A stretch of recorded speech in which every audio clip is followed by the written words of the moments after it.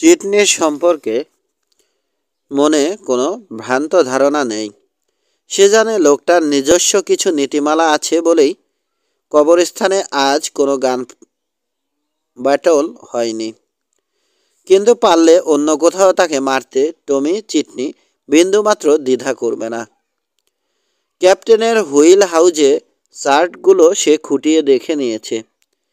এই এলাকা সম্পর্কে রনের মোটামুটি ধারণা আছে। সুতরাং কিছুক্ষণ পর টেইল ছেড়ে গ্রিন লেকের দিকে অগ্রসর হলো। অ্যাম্বুশের ভয়ে হয়তো ওরা রাতের বেলা ওকে অনুসরণ করবে না, কিন্তু ভোরবেলাতেই ট্র্যাক ফলো করবে। তবে ততক্ষণে অনেক দূর এগিয়ে যাবে বলে আশা করছে সে। কয়েকবার থেমে মাস্টাংগুলোকে কিছুটা বিশ্রাম দিল রন, কিন্তু ওরা ক্লান্তিহীন। অল্পক্ষণের মধ্যেই আবার পথ চলার জন্য অস্থির হয়ে ওঠে। ওদের ইচ্ছামতো চলতে দিলে সম্ভবত ঘোড়া দুটোই তাকে ঠিক জায়গায় পৌঁছে দেবে, ভাবল রন। মাঝরাতের অনেক পর সে ডান দিকে পানি চকচক করতে দেখল। ওটা নিশ্চয় গ্রিন লেক হবে। মাস্টাং দুটো এখন ক্লান্ত। সামান্য ঢাল বেয়ে নামার সময়ে কেবল ছুটছে। তবে ঢালের সংখ্যা খুব কম। তবু ঘোড়া দুটো ক্লান্ত শরীরেও এগিয়ে চলল। ভোরের দিকে ঘোড়া দুটো আরও ক্লান্ত হয়ে পড়ল। তবু গুয়াডালুপ পৌঁছানোর আগে সে থামল না। গাছের ভিতর টেইল থেকে আড়ালে একটা নিচু জায়গা বেছে নিয়ে ক্যাম্প করল রন। ঘোড়া দুটোকে গাড়ি থেকে খুলে পানি খাইয়ে বাকবোর্ডের কাছেই ভালো ঘাসের উপর বেঁধে রাখল। তারপর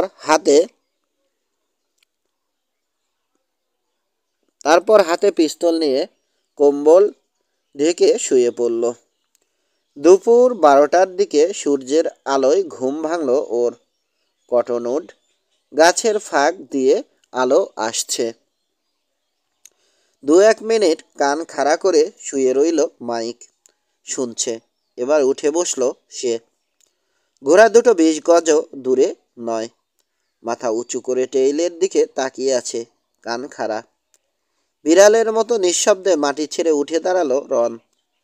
পিস্তলটা বেল্টের তলায় গুজে গান বেল্ট সহ অন্য পিস্তলটা তুলে নিল সে। শুনছে। ঘোড়া দুটোকে এনে যতক্ষণ সম্ভব নীরবে বাকবোর্ডের সাথে জুড়ে দিল। তারপর রাইফেলটা তুলে নিয়ে সতর্ক পায়ে গাছ আর ঝোপের ভিতর দিয়ে এগোলো। ট্র্যাকের উপর নজর রাখতে চায় সে। চেহারা স্পষ্ট দেখা না গেলেও দূর থেকেই মেয়েটাকে চিনতে পারল রন। সান্ডি হেওয়ার্থ। বাকবোর্ডে বসে আছে সে। একজন লম্বা বলিষ্ঠ নিগ্রো গাড়ি ড্রাইভ করছে। পিছনে দুজন আরোহী অনুসরণ করছে। আরও কাছে এলে দেখল নিগ্রোর চেহারা অনেকটা ইন্ডিয়ানদের মতো। লোকটাকে বুদ্ধিমান বলেই মনে হয়। সতর্ক চোখ। রন যেখানে টেইল ছেড়েছে তার কিছু আগেই রাশ টেনে গাড়ি থামালো নিগ্রো লোকটা।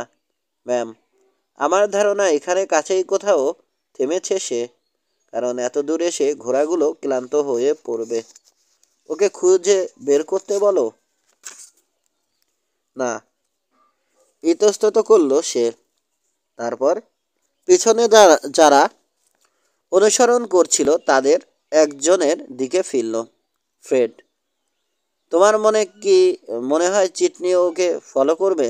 চিটনি?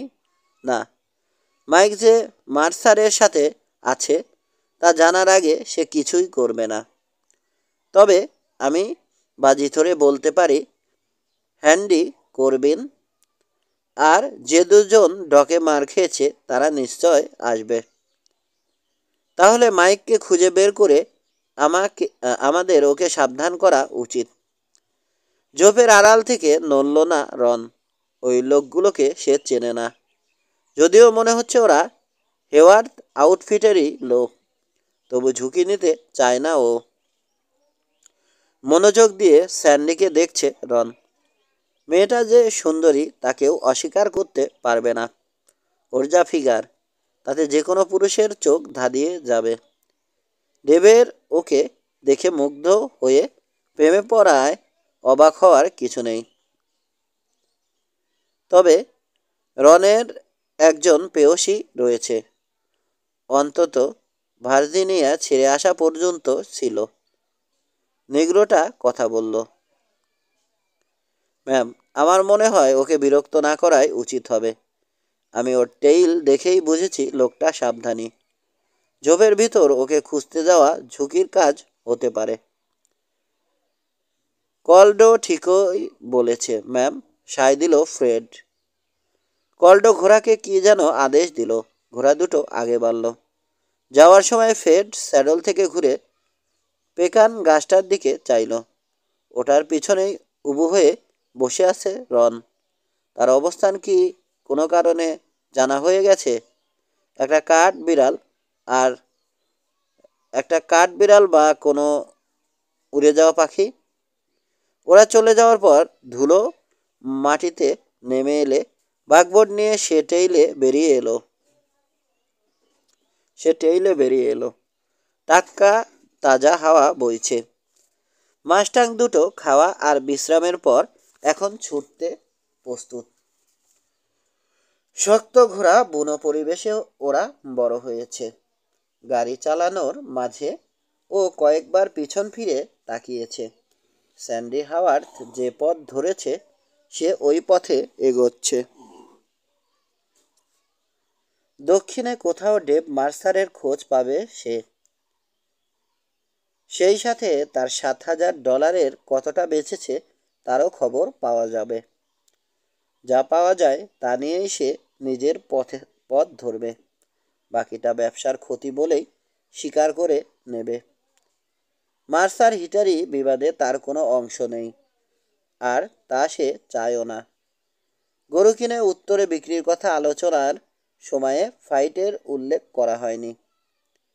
দেব যে কোথায় আছে জানা না থাকায় চারপাশে নজর রেখে ধীর গতিতে দক্ষিণে এগোচ্ছে রন। এটা সহজে বাকবোর্ড চালানোর উপযোগী এলাকা। ওর কাছে যথেষ্ট খাবার আর কার্তুজ আছে।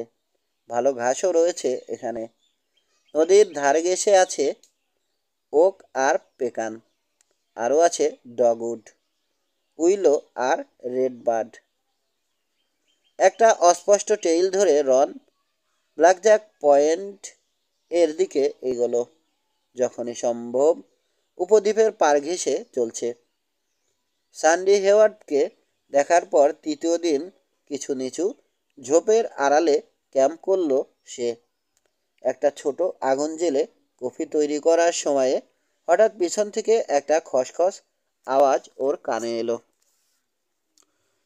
কফি পট আগুনের আরও কাছে ঠেলে দিয়ে পিস্তল হাতে উঠে দাঁড়ালো রন। দ্রুত কয়েক পা বায়ে সরে একটা পেকান গাছের গভীর ছায়ায় দাঁড়ালো। পিস্তল তৈরি। ঝোপের ভিতর হাসির শব্দ উঠল। পরক্ষণে ডেভ মার্সার বেরিয়ে এলো। ওর পিছনে আরও দুজন। দেখেছ? তোমাদের আগেই বলেছি, বলল মার্সার। ওকে অসাবধান অবস্থায় ধরার কোনো উপায় নেই। এমন চতুর আর সাবধানী মানুষ আমি আর দেখিনি। ডেভ মার্সারকে ভালো আর সুস্থই দেখাচ্ছে, তবে একটু শুকিয়েছে। পালিয়ে বেড়ানো আর বিরতিহীনভাবে সতর্ক পাহারায় থেকেই এমন হয়েছে। কৌতুকে ওর চোখ দুটো চকচক করছে। এগিয়ে এসে শুভেচ্ছা জানাতে হাত বাড়িয়ে দিল সে। 3 হ্যালো রন, বলল ডেভ। অনেক দিন পর দেখা। রনের দিকে চেয়ে হাসল সে, চোখে নির্ভেজাল আন্তরিকতা। তোমার কথা আমি প্রায়ই ভেবেছি অনেক। আমাদের গরুগুলো ঠিক আছে তো? ডেভের হাসিটা একটু স্লান হলো। আছে, আবার নেইও। ওই ব্যাপারে তোমার সাথে আমার কথা বলতে হবে। ঘুরল সে। রন, এ হচ্ছে জনি ফস্টার আর ও রোলো। ভালো লোক। লুইজিয়ানার মার্শ এলাকা থেকে এসেছে। জনি ছোটোখাটো মানুষ, কিন্তু দেহটা পাকানো তারের মতো। বয়স বেশি না, ওকে ছেলে মানুষই বলা যায়। চোখ দুটো ঠান্ডা, বোঝা যায় জীবন সংগ্রাম কাকে বলে তা তা তা ওর অজানা নেই। আর রোলো হচ্ছে লম্বা চিকন গরম, তিক্ত চেহারা, কালো চুল, কানে দুটো সোনার রিং ঝুলছে। গরুগুলোর কি খবর ডেভ? প্রশ্ন করল রন। আমার শেষ কড়িটা পর্যন্ত আমি ওকে খাটিয়েছি। তুমি পস্তাবে না রন।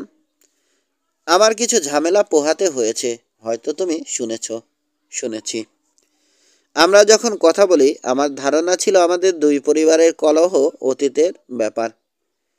আমার কোনো নগদ টাকা ছিল না, তাই ভেবেছিলাম তোমার টাকা আর বাবার গরু নিয়ে আমরা সহজেই ক্যানসাসে গিয়ে গরু বিক্রি করে টাকা বানাতে পারবো। কিন্তু মুশকিল হলো বেশিরভাগ ক্যাটলই চুরি গেছিল। তাহলে এখন আর ড্রাইভ সম্ভব হচ্ছে না? বলো কি? এত সহজে হাল ছাড়ে না ডেভ মার্সার। আমরা গরু জড়ো করতে শুরু করেছি, কিন্তু এটা পুরো দলের একটা অংশ মাত্র। যে কোনো উপায়ে হিটারিদের দৃষ্টি এড়িয়ে 3000 গরু আমাদের দেশ থেকে বের করে নিয়ে যেতে হবে। ফিরে এসে আগুনের ধারে বসলো ওরা। রোলো অন্ধকারে অদৃশ্য হলো। ও পাহারা দেবে, চিন্তার কোনো কারণ নেই। কাজের লোক। স্যান্ডি হেওয়ার্থের সাথে জাহাজে আমার দেখা হয়েছিল। ঝট করে একবার চেয়েই চোখ নামিয়ে নিল ডেভ।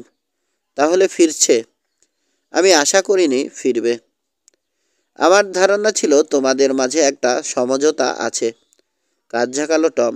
আছে কিছুটা। স্যান্ডি টেক্সাস, ধুলোবালু, গরু, ঘোড়সাওয়ার আর রাঞ্চ কর্মচারীদের জন্য রান্না করতে করতে অতিষ্ঠ হয়ে উঠেছিল। তারপর কয়েকটা গুডিজ লেডিস বকস পরে আরও অস্থির হয়ে উঠল। বুকস পরে অস্থির হয়ে উঠল। ওকে অনেক বোঝালাম আমি শহরে মানুষ নই, কিন্তু সেটাও মানতে নারাজ। আর চোখে রনের দিকে চাইল সে। ওকে কেমন দেখলে? চমৎকার, মেয়েটা খুব সুন্দরী। 2 কাপ কফি ঢেলে একটা রনের দিকে বাড়িয়ে দিল ডেভ। ইন্ডিওলার আশেপাশে কোনো হিটারি তোমার চোখে পড়েছে? প্রশ্নটা উপেক্ষা করে পাল্টা প্রশ্ন করল রন। তুমি কি করে জানলে আমি এসেছি? নাকি তুমি আগেই খবর পেয়েছো? ক্যাপ্টেনের সাথে আমার চুক্তি ছিল সে এদিক দিয়ে যাবার সময়ে ফ্ল্যাগ কিছুটা নামিয়ে নেবে। এটাই ছিল আমাদের সংকেত। এক মুহূর্ত চুপ করে রইল ডেভ। তুমি ওই বাগবোটটা চালাচ্ছ, ওর মালিক বাওয়ার কোথায়? তাকে খুন করা হয়েছে। আমরা জেটিতে নামার অল্প আগেই মারা গেছে। ওকে আমি তোমাদের পারিবারিক এলাকায় দাফন করেছি। কি? ওকে ওখানে কবর দেয়া হোক এটা চাওনি তুমি? কিন্তু আমার বিকল্প কোনো উপায় ছিল না। অবশ্যই আমরা তা চাই, কিন্তু ওরা তোমাকে কবর দিতে দিল? ওই শহর হিটারিরা কন্ট্রোল করে। কফি খেতে খেতে রন ওকে কবর দেওয়ার পুরো ঘটনাটা খুলে বলল।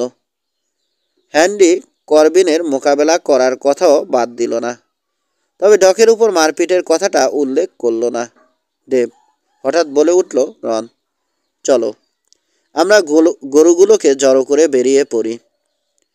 বিবাদটা আমার কোনো ব্যাপার নয়, এবং এটাতে জড়াবার কোনো ইচ্ছাও আমার নেই। আমার যা কিছু ছিল সবই আমি এতে ঢেলেছি। ডেভ মাস্টার ওর দিকে তাকালো। কঠিন হয়ে উঠল তার চোখ। কথাটা ঠিক। এটা তোমার মাথা ব্যথা নয়। তুমি এতে অংশ নেবে বলে আমি আশাও করছি না। তবে আমরা দেশ ছেড়ে বেরোবার আগেই হয়তো তুমি বাধ্য হবে। রাগের সাথে উঠে দাঁড়ালো জনি ফস্টার। তুমি না বলেছিলে লোকটা তোমার বন্ধু? ওর কথা শুনে তো মনে হচ্ছে না।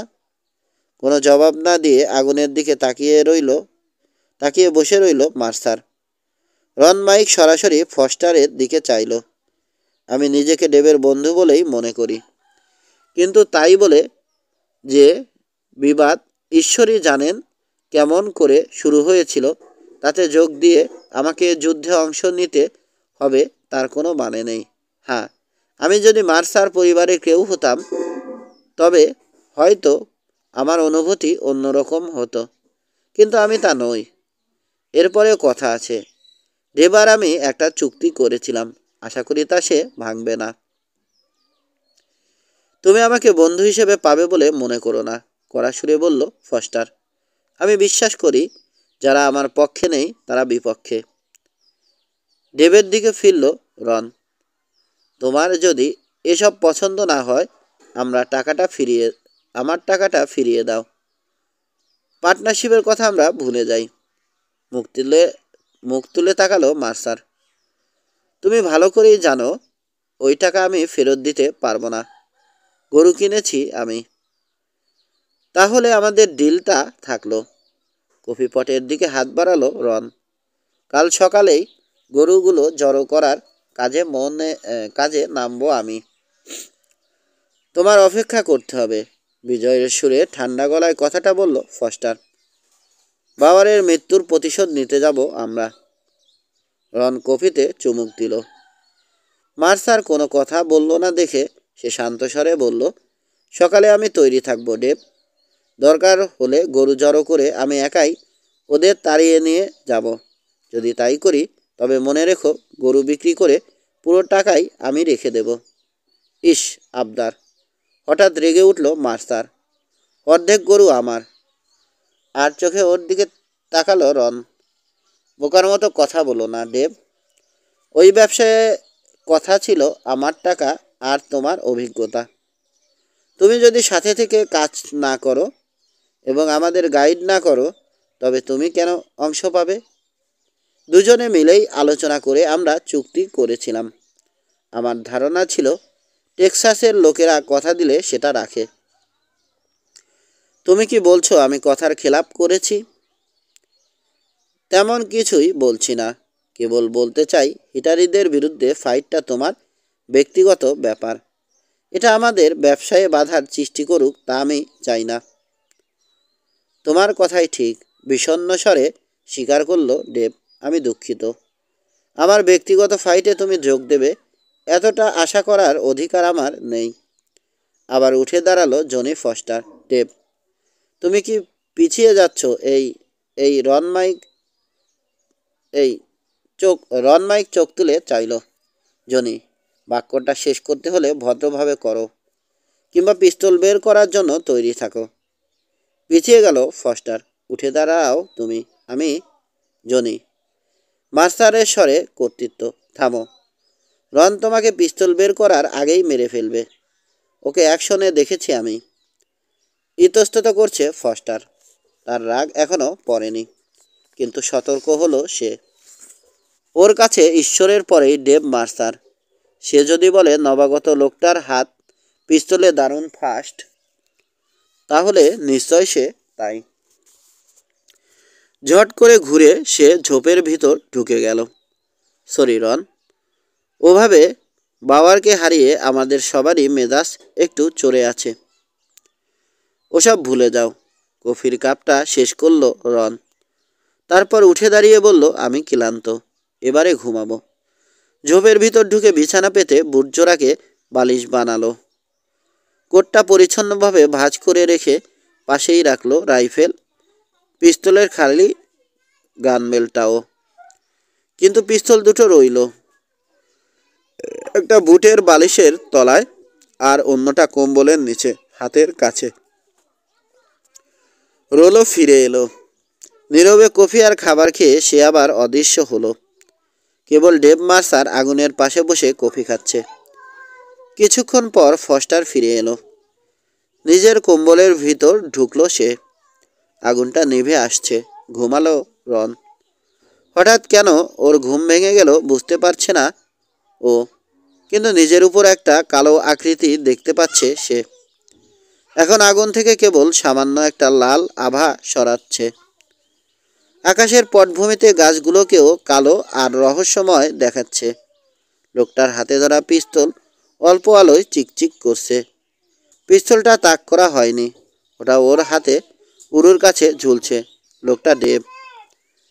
পিস্তলটা তুলে নিয়ে কম্বলের নিচ থেকেই মার্সারের দিকে তাক করল রন।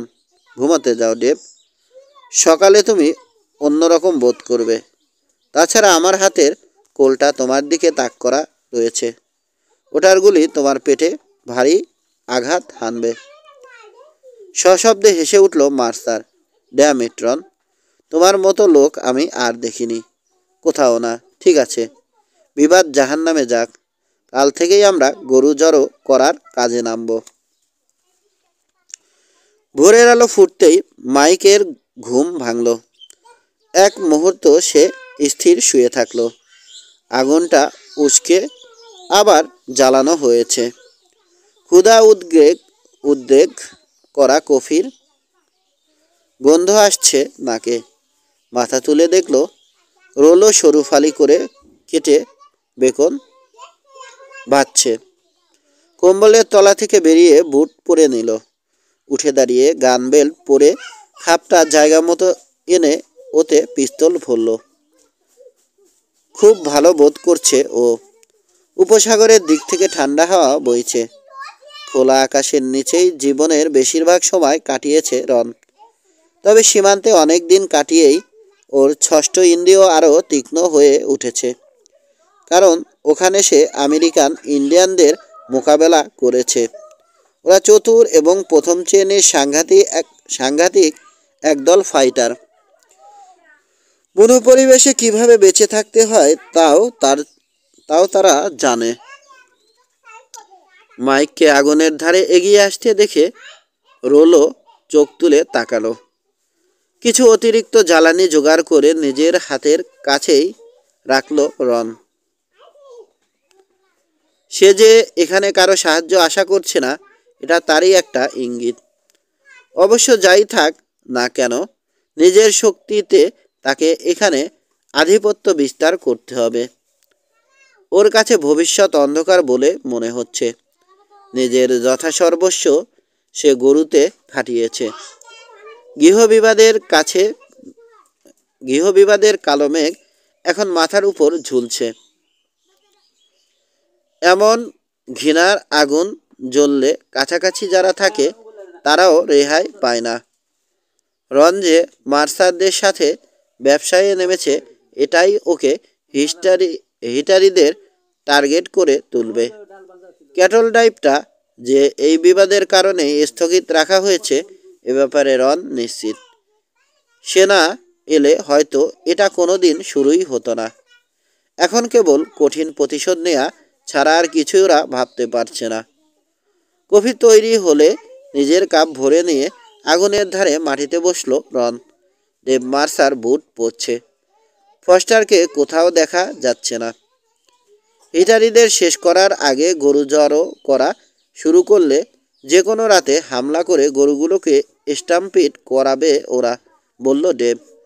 ছড়িয়ে পড়া গরু জড়ো করতে আমাদের অনেক খাটতে হবে। তাহলে আমাদের এমন জায়গা খুঁজে বের করতে হবে যেখানে ওদের পাহারা দিয়ে রাখা যায়।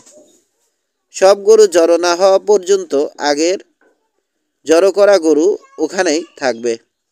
কাজটা কত কঠিন হবে বুঝতে পারছো? প্রশ্ন করল ডেভ।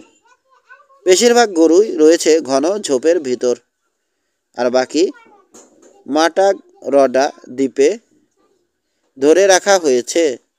ঠিক আছে, আমরা অন্যগুলোকে জড়ো করে তাড়িয়ে দ্বীপে নিয়ে যাব, কিংবা আমরা ওদের ব্ল্যাক জ্যাক পেনিনসুলায় নিয়ে আটক রাখতে পারি। অবাক চোখে হ্যাটের তলা দিয়ে রনের দিকে তাকালো ডেভ। তুমি বলেছিলে এদেশে তুমি আগে কখনো আসনি।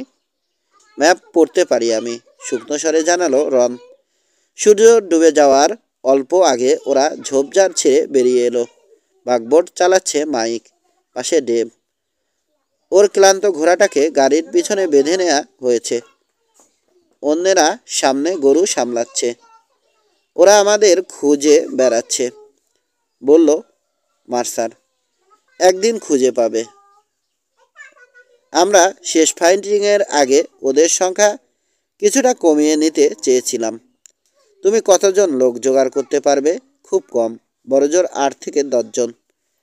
এর 4 থেকে 5 গুণ লোক ওদের দুর্ভাগ্য। ওদের দুর্ভাগ্য। এগিয়ে চলল ওরা। মাঝে মাঝে কিছু গরু ওদের চোখে পড়ল, ঘাস খাচ্ছে। কয়েকবার ঘোড়ার ট্রাকও দেখল। কয়েক বছর আগে কোমাঞ্চিরা উপসাগর পর্যন্ত পুরো এলাকা রেইড করেছিল। ট্র্যাক দেখে মন্তব্য করল ডেভ, এখন আর ওদের দেখা যায় না, অন্তত আমি দেখিনি। আচ্ছা, কনার্ডের রাঞ্চটা কোথায়? ওর কথা শুনেছ তুমি? হ্যাঁ, আমার ধারণা প্রায় সবাই শুনেছে। এখান থেকে উত্তরে ওর রাঞ্চ। সম্ভবত ওটাই সব থেকে বড় আউটফিট, তবে বলা যায় না। ক্যাপ্টেন ওয়ালেটটাও বড়। তোমার সাথে ওর ভালো মিলবে। তোমার সমুদ্রের অভিজ্ঞতা আছে, আর সে এখানে স্থায়ী বাসিন্দা হওয়ার আগে স্টিমবোটের ক্যাপ্টেন ছিল। চমৎকার লোক। দু একবার ওর সাথে আমার দেখা হয়েছে। এরপর কয়েক মাইল কেউ কোনো কথা বলল না। ঘোড়ার খুর থেকে ক্লপ ক্লপ শব্দ ছাড়া কোথাও কোনো আওয়াজ নেই। জনি ফস্টার দল ছেড়ে ঝোপের ভিতর ঢুকেছিল। 1 ঘন্টা পর দড়ির মাথায় একটা জিন চাপিয়ে বাক স্কিন নিয়ে হাজির হলো সে। শক্ত বলিষ্ঠ ঘোড়া, কেশর আর লেজ কালো। বাগবোর্ডটা আমরা এখানেই ছেড়ে যাব, রনকে বলল ডেভ। তুমি এখন থেকে ওই বাক স্কিনে চড়বে। সন্দিগ্ধ চোখে ঘোড়াটার দিকে তাকালো সে। বাক স্কিনটাও ওকে বড় বড় কৌতূহলী চোখে দেখছে, যেন ওকে আগেই জানানো হয়েছে কে তার পিঠে চড়বে। গাড়ি থামিয়ে নামলো রন। বাগবোর্ডের ঘোড়া দুটোর কি হবে? সাজ সরঞ্জাম খুলে নিয়ে ওদের আমরা ছেড়ে দেব। বাগবোর্ডটা এখানেই থাকবে, পরে দরকার হলে আবার সংগ্রহ করা যাবে। জিন তুলে নিয়ে গাড়িটা ঝোপের ভিতর নিয়ে গেল ডেভ। নিজের মালপত্র বাগবোর্ড থেকে নামিয়ে নিল রন। তারপর সাপ্লাই এর দিকে ইঙ্গিত করে বলল, ওগুলো আমার দরকার হবে। মার্সার এই প্রথম কার্তুজের বাক্সগুলো খেয়াল করল। তুমি ওগুলো সবই ব্যবহার করবে? কি মতলব তোমার? নেশনের সব ইন্ডিয়ানের বিরুদ্ধে যুদ্ধ করবে? কাজ ঝাঁকালো রন। ওরা বলল, মার্সার হিটারিতে প্রচণ্ড যুদ্ধ চলছে। এটা আমার ফাইট নয়, কিন্তু কেউ আমার দিকে গুলি ছুড়লে বা গরু নিয়ে যেতে চাইলে আমিও ছেড়ে কথা বলবো না। তবে গায়ে পড়ে ওদের সাথে লাগতে আমি যাব না। জনি ফস্টার ওর দিকে তাকিয়ে রইল। রোলো গাড়ির মেঝে থেকে গুলিগুলো নামিয়ে মাটিতে রাখল। তারপর সিটের তলা থেকে ওটের সালা এনে বাকবোর্ডের মাস্টাং দুটোর সামনে খালি করে গুলির বাক্সগুলো ক্যানভাসের সালায় ভরল। ডেভ ততক্ষণে ঘোড়ার মাথার সাজ খুলে ওদের মুক্তি দিয়েছে। মাস্টাং দুটোকে বাড়ি ফেরার জন্য ছেড়ে দেয়া হলো। সামান্য একটু ওট খেয়ে ওরা ঝোপঝাড়ের মধ্য দিয়ে বাড়ির পথ ধরল। অপেক্ষাকৃত পাতলা ঝোপের ভিতর দিয়ে এগিয়ে চলল ওরা। গাড়ির সব কিছুই ছালায় ভরা হয়েছে। কয়েকবার মাইক মার্সারের দল প্রিকলি পেয়ার, কাটা নাশপাতি, এবং দুবার ঝর্ণার পাশ দিয়ে এগোলো। কটনউড আর পেকানের আড়াল দিয়ে আগে বাড়ল ওরা। সূর্য ডুবে গেলে গাছ আর ঝোপ পেরিয়ে ওরা একটা পরিষ্কার জায়গায় পৌঁছলো। কয়েক মাইল ঝোপঝাড়ের মধ্যেই ওদের চলতে হয়েছে। একটা ছোট আগুন জ্বলছে। 3জন লোক কাছেই দাঁড়িয়ে আছে, সবার হাতে রাইফেল। হাউডি ডেভ, একজন মোটাসোটা লোক বলল। কালো দাড়ি, বুকটা ব্যারেলের মতো। ওদের দিকে এগিয়ে এলো লোকটা। জনি? হাউডি। রোলো? মাইককে দেখে সে হাসল। কেমন আছো মেজর? যুদ্ধের সময়ে তোমার বিরুদ্ধে মোকাবেলার সৌভাগ্য আমার হয়নি, তবে দু একবার প্রায় মুখোমুখি হবার জোগাড় হয়েছিল। আমি রড ব্রিজ। তুমি ক্যাপ্টেন রড ব্রিজ? হ্যাঁ। তোমার আউটফিটের কথা আমার মনে আছে। আমাদের দেখা না হয়ে ভালোই হয়েছে। তোমার দলে অনেক অভিজ্ঞ ফাইটার ছিল। ব্রিজ হাসল। আমার সাথে এখনো ওদের দুজন আছে, আর তোমার একজন। আমার কে? আমি মেজর। একজন লম্বা বিশ্রী চেহারার লোক ঘোড়ার পিছন থেকে বেরিয়ে এলো। বিরাট কণ্ঠা বেরিয়ে আছে। ঘোড়ার গা ডলছিল সে। Corporal Otto Conway. হাসলো মাইক। কি খবর কনওয়ে? ভালো তো? তোমার কথা আমি কোনোদিন ভুলব না।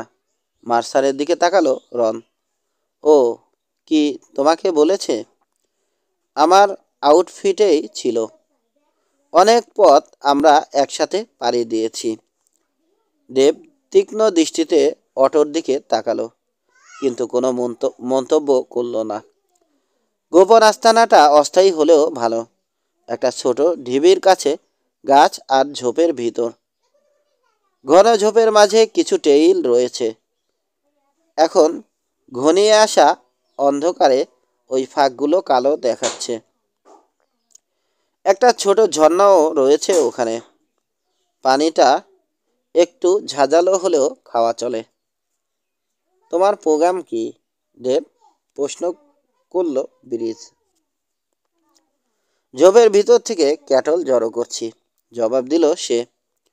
সকালে আবার শুরু করব। একটা মোটা দল জড়ো করতে পারলে ওগুলো নিয়ে আমরা ক্যানসাসের পথে রওনা হব। প্রতি সকালেই আমরা কাজ করছি। সবাই ওর দিকে তাকালো, কিন্তু কেউ কোনো মন্তব্য করল না। মাইক বুঝল সে যে প্ল্যানের পরিবর্তন ঘটিয়েছে এটা কেউ পছন্দ করছে না। ব্রিজ তাকিয়ে আছে মার্সারের দিকে, ওকে জরিপ করছে। সারাদিন কাজের পর রন ক্লান্ত। অল্প কিছু খেয়ে নিয়ে কম্বলের তলায় ঢুকলো। ঘুমিয়ে পড়ার আগে দেখলো বাকি সবাই আগুনের ধারে বসে নিচু স্বরে কথা বলছে। মনে মনে সে ভাবল, ওরা যতই কথা বলুক, কাল সকালে আবার ওদের কাজে নামতে হবে। 4 3 দিন ওরা সমানে সকাল থেকে সন্ধ্যা পর্যন্ত কাজ করলো। ঝোপঝাড় থেকে গরু বের করে ব্যান্ড করা, একসাথে সেগুলোকে জঙ্গলের ভিতর একটা 100 একর মতো খোলা জমিতে জড়ো করা ইত্যাদি। ওই জমির এক পাশ দিয়ে একটা ছোট ঝর্ণা বয়ে গেছে। ওখানকার ঘাসও ভালো। কয়েকটা গরু ব্যান্ড আগে থেকেই আছে, তবে বেশিরভাগই ব্যান্ড ছাড়া। গরমে কাজটা আরও কষ্টকর এবং কঠিন হলো। মাইক গরুর কাজ কখনো করেনি। কেবল কয়েকবার ইন্ডিয়ান ক্যাম্পে ছোট ছোট গরুর পাল সাপ্লাই দিয়েছে। ক্যাম্প সরকারি খরচে চালানো হচ্ছিল, এবং আর্মির মাংসের চাহিদা মেটাতেও দু একবার গরু এনেছে সে। তবে রাঞ্চে অনেক অভিজ্ঞ কাউহ্যান্ডকেও কাজ করতে দেখেছে। চতুর্থ দিনের শেষে ওরা 405 মিশালি গরু জড়ো করে ফেলল। ওদের ঘোড়াগুলো এত কাজ করে পরিশ্রান্ত হয়ে পড়েছে। গরুগুলো কয়েক মাইলের মধ্যেই পাওয়া গেছে, কিন্তু তার মধ্যে কিছু পুরনো বুনো মসি হর্নও রয়েছে। গরুগুলো বহুকাল ঝোপের ভিতর বাস করেছে। যত ঝামেলা তা ওদের থেকেই এলো। প্রথমে পিছন দিয়ে ঘুরে গিয়ে ওদের জড়ো করায় কোনো মুশকিল হয়নি, কিন্তু বয়স্ক গরুগুলো আবদ্ধতা মেনে নিতে রাজি নয়। সুযোগ পেলেই দৌড়ে ঝোপের ভিতর ঢুকে যায়। ওখান থেকে আবার ওদের বের করে আনা কষ্টসাধ্য আর কঠিন পরিশ্রমের কাজ। খাবার বইবার আলাদা কোনো ওয়াগন না থাকায় সবাইকেই নিজের খাবার জিনের পিছনেই বেঁধে নিতে হচ্ছে। সময় পেলে দুপুরে মাঠে বসে তাই খায়। চতুর্থ দিন সন্ধ্যায় মার্সার বলল, আমাদের অন্তত আরও 40টা ঘোড়া লাগবে। ওগুলো পেতে হলে হেওয়ার্থ রাঞ্চই সব থেকে কাছে পড়বে। হ্যাঁ, তাতে তুমি স্যান্ডির সাথে দেখা করারও সুযোগ পাবে। দাঁত বের করে হাসছে জনি। তুমি কি চাও ওখান থেকে বেরোনোর পর তোমাকে ঠান্ডা করতে আসি আমি? তোমাকে বিশ্বাস করি না আমি। বার ল্যাডার রাঞ্চে গেলেই দেখেছি খেয়াল কেবল ওয়াশের মেক্সিকান কলোনির দিকে।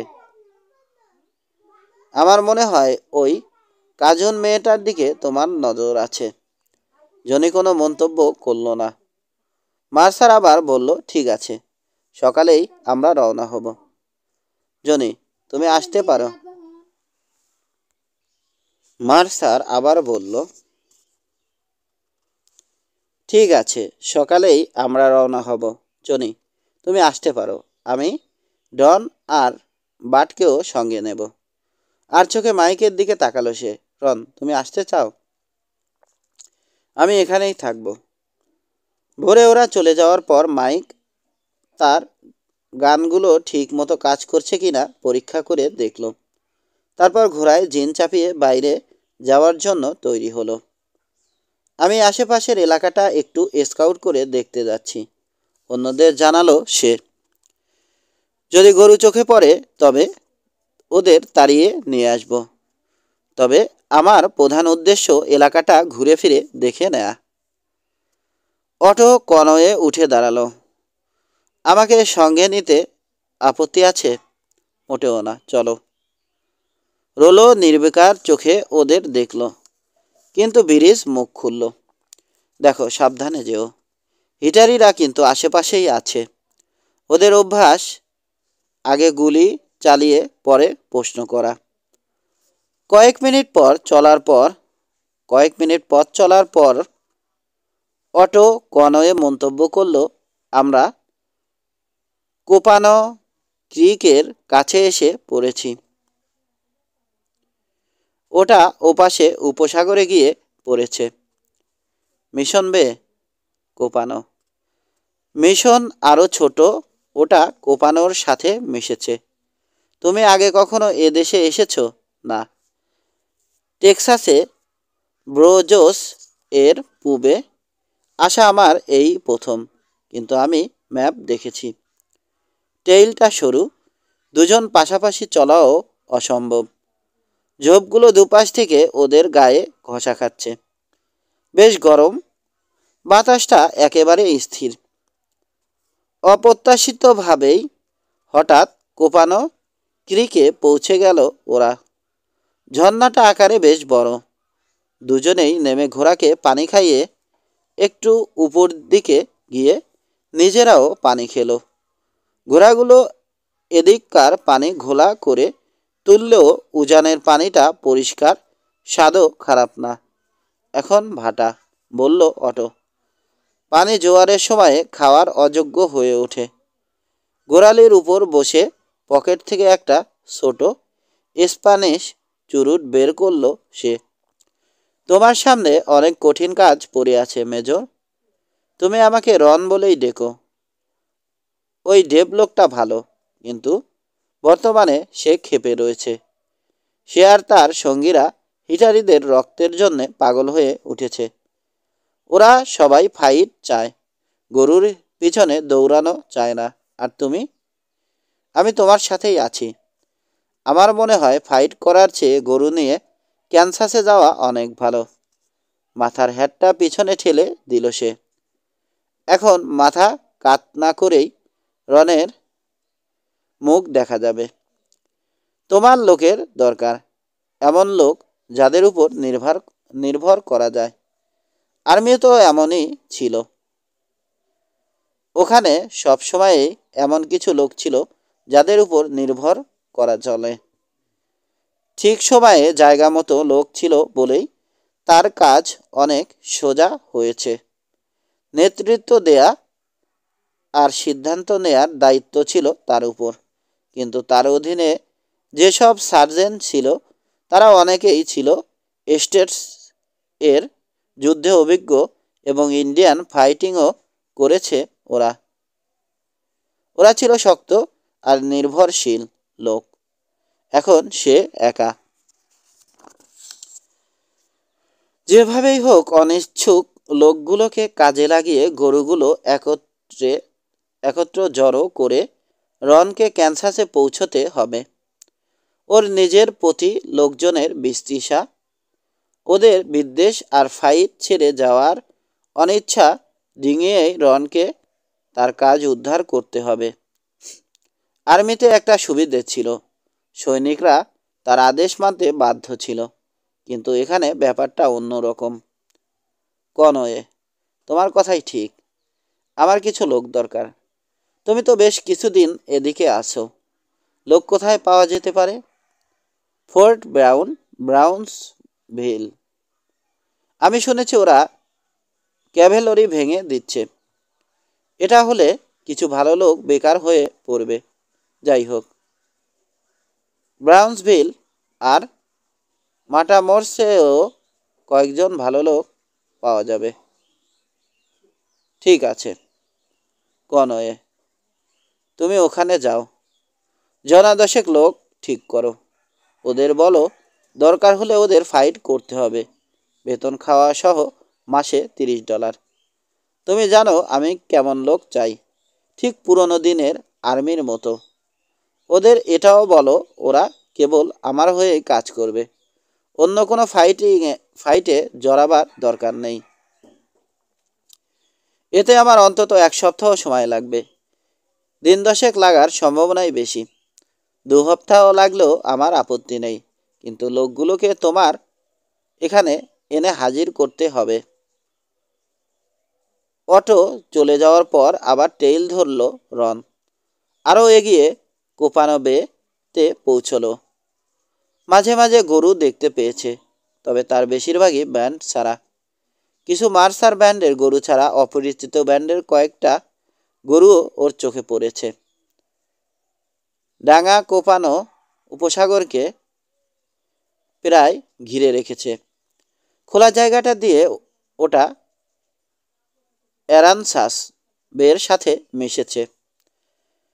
ক্যাপ্টেন ওয়ালের দেয়া জায়গাটা দিয়ে ওটা আরানসাস বের সাথে মিশেছে। খোলা জায়গাটা দিয়ে ওটা আরানসাস বে এর সাথে মিশেছে।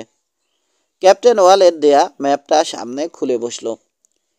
এদিকের পুরোটাই নিচু এলাকা, সমুদ্রের লেভেল থেকে হয়তো 20 ফুটও উঁচু হবে না, আর বেশিরভাগ জমি পানি থেকে মাত্র 10 ফুট উঁচু।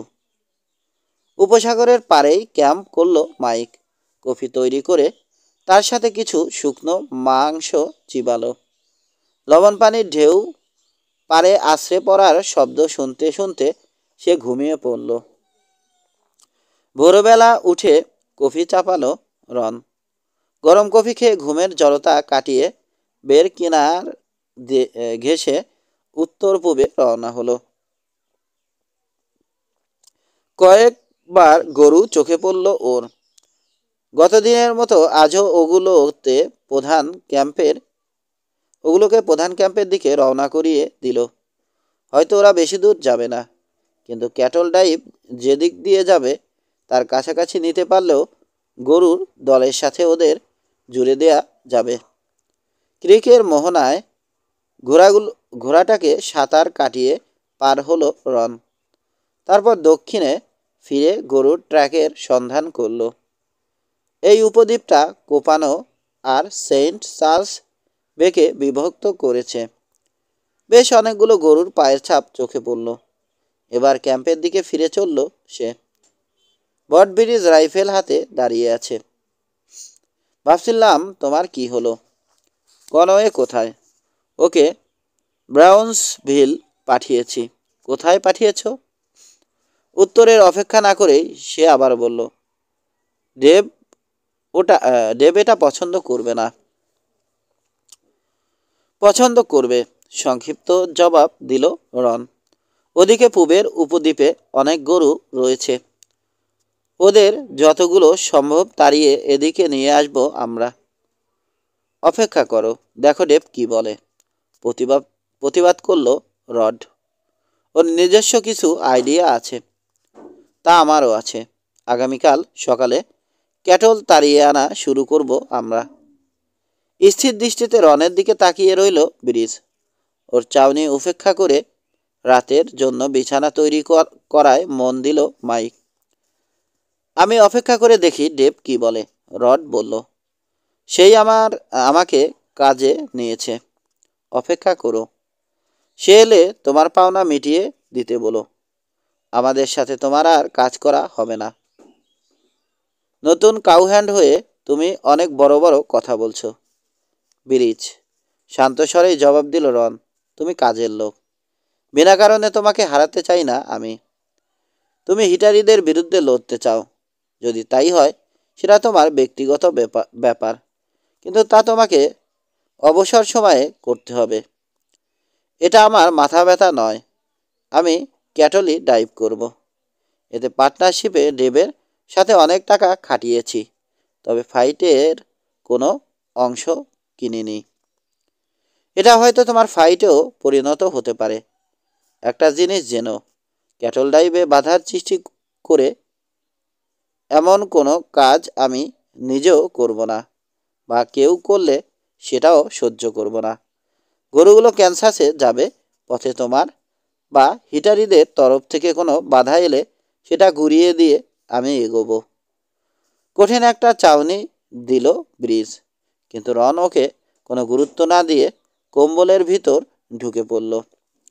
ভোরের আলো ফুটতেই রন উঠল। ওদিকে আগুন জেলে রোলে কফি চাপিয়েছে। মাইকে ওর সাথে যোগ দিল। আচ্ছা, তুমি কি কখনো ঘুমাও? প্রশ্ন করল সে। হাসল রোলে। এই প্রথম রন ওর মুখের ভাব বদলাতে দেখল। মাঝে মাঝে সময় পেলে, বলল সে। তারপর হাত বাড়িয়ে কফি পটটা নিয়ে মাইকের কাপ ভরে দিল। কোথায় শুরু করবে বলে ভাবছ? বালুতে কাঠি দিয়ে একটা দাগ টানল রন। দক্ষিণ পূবে এগিয়ে ওখান থেকে উত্তরে তাড়িয়ে নেব। ঝোপের ঘষা থেকে ট্রাউজার্স রক্ষা করার জন্য চামড়ার চ্যাপল আর স্পার পরে আগুনের ধারে এসে হাজির হলো রড ব্রিজ।